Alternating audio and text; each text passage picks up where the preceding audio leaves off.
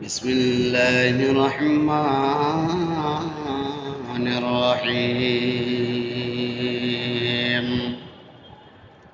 يا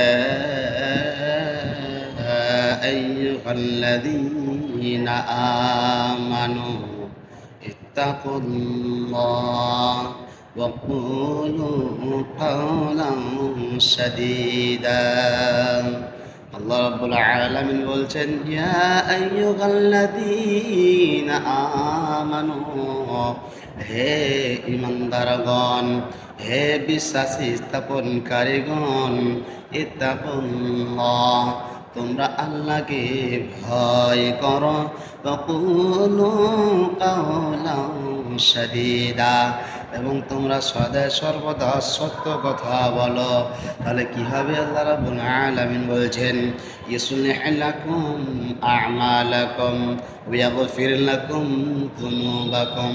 তাহলে আল্লাহ রাব্বুল আলামিন তোমাদের আমল সমূহকে শুদ্ধ করে দেবেন এবং তোমাদের গুনাহকে মোচন করে দেবেন।